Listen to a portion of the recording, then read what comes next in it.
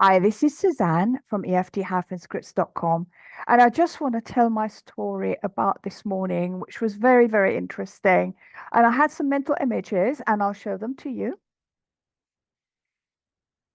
It's what I had to do in order to get through this terrible, terrible. Well, it was good. It was really good for me. It was really good for cardiovascular exercise, but mentally, it was such a challenge. And I know I wasn't the only one because towards the end of the class, people started leaving. They started leaving before the class completely finished. So I know I'm not the only one. I know it's not in my head, but it did get to my head, if you know what I mean. And I'll explain. So the law of attraction. If I tell you now, don't think of a blue tree. Don't see a blue tree. Don't imagine you're near a blue tree. Don't even hear about a blue tree. Don't see a blue tree. Just get your mind off a blue tree. Don't see a blue tree. What do you see? What do you think of?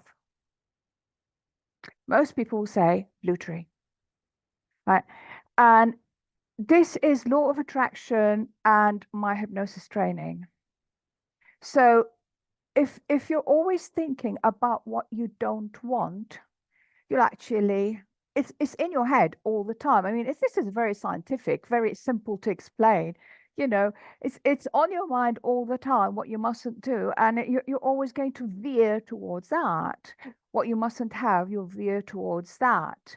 So, for example, if somebody is thinking they mustn't have debt, they'll veer towards that. If somebody thinks they mustn't have loneliness, they'll veer towards that, and so on. But in this case, it was 60 RPM. So she said, you mustn't go below 60 RPM or something like that. Whereas other teachers say, go between 60 and 80 and keep between those. But every time she said, you mustn't go below, she said you mustn't, and then intoned it, go below 60 RPM. Guess what? I immediately followed the instructions subconsciously without realizing it. I slowed down until I realized what was happening. So this is what I did. I started tapping with my thumb points. These are extra points. They're really, really handy. Really handy. And I started tapping with my thumb points on, let's say this is the bike. So I would be holding the bike and tapping with my thumb point or rubbing furiously at some points. That's how I got through it. Otherwise, I would have got up and walked out because it was full of that. It was full of, now you're going to feel extreme pain and it's going to be terrible and it's going to be so painful, but don't worry, tomorrow you'll be feeling better, kind of thing. How demotivational can you get? I mean, honestly, I have approached teachers before and said, listen, I'm a trained hypnotherapist in the UK, so please, can I just give you some advice about the things that you're saying and how they might affect someone? Or I might say, listen, I hope you don't mind me saying this, but I just find all the negative statements very demotivational. Can I make a few suggestions as a hypnotherapist? How to make it sound more positive and motivational. But whenever I've done things like that before, it hasn't landed well, except with one teacher where I said, can I go when this happens? For example, when there's a relaxation at the end of the class. I mean, come on, this is what I do for a living. I don't find a relaxation done by somebody else necessarily. I mean, I sometimes feel I really need it, but I don't find it necessarily what I really want. It's like going back to work. Yeah. And I know I'm working at the gym. I know that. And I'm working towards doing more sports and inspiring people by doing sports.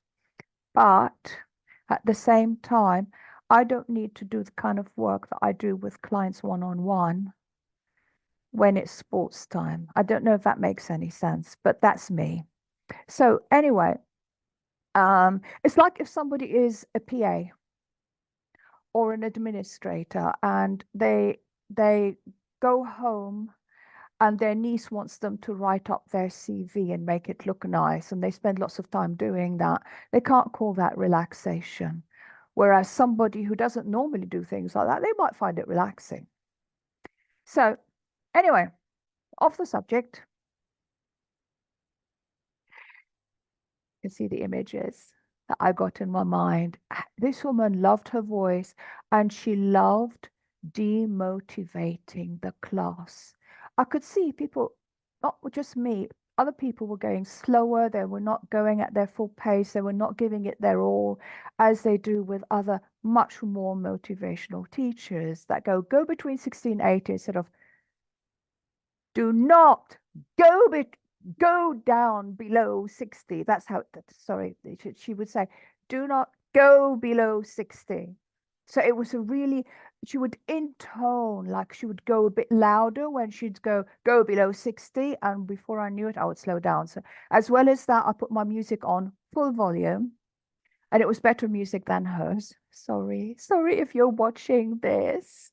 I just didn't know how to tell you.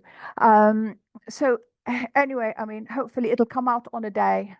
This video will come out on a day, not when it was actually recorded. And so nobody will really know who the teacher is. So I can get away with this. It's just like so frustrating. But what got me through it is two things. And this is something that you can do whenever somebody tries to demotivate you.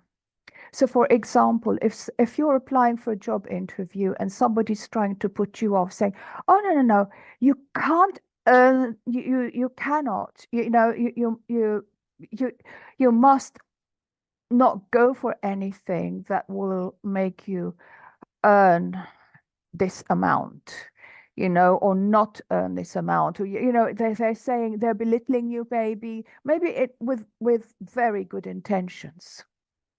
Or maybe you're thinking of training for some kind of dance event, and somebody, well, you've always had two left feet, ha ha ha ha ha, and it can be so demotivating. Whereas this is something that you can do for yourself. Or somebody can tell you, oh, you will always be in debt. You've always been in debt and you'll always be in debt. I know you. Come on, don't get silly ideas. So kind of like all these demotivational things, very easy. All I did was I kept saying to myself, whenever she said those things, which was quite often, I would say in my head, you're lying. You're lying. She's lying. She's lying. She's lying. As well as that, I would rub my thumb points. Maybe you can see it better. There's a lot of light on it.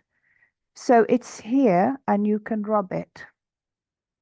And this is something easy to do surreptitiously. Or you can just rub your karate chop point. There's lots that you can do, even if you're moving, which I was. My thumbs could do it on the handlebars. Some people like going like this with the side of the eye points. And they're amazing because it actually works. Find a point that it's easy for you to do that really does it for you and rub that point when you're in a public place and you need some extra oomph. And especially, if somebody's saying something to demotivate you, you're stuck in the same room as them. What can be easier than just going, okay, you're lying. Oh, you'll always be in debt. There you go. You're lying. In your head, you can go, she's lying. She's lying. He's lying. He's lying. Or somebody will go, oh, you can't get that job interview. Don't even try it. Come on, go for something else. I think you should go for a job that's X amount instead. Don't think you've got the skills. And you can go, you're lying, you're lying. In your head, you can go, you're lying, you're lying, you're lying, you're lying. Yeah. So whatever it is that you want to achieve in life, if there is somebody in your life, whoever it is that's trying to demotivate you, usually not on purpose, as in this case, this was not on purpose. The poor woman thought that she was motivating everybody, and it must have perplexed her why everybody left early. But hey, um, that's how I coped with it. I hope this helps, and till next time, see you later.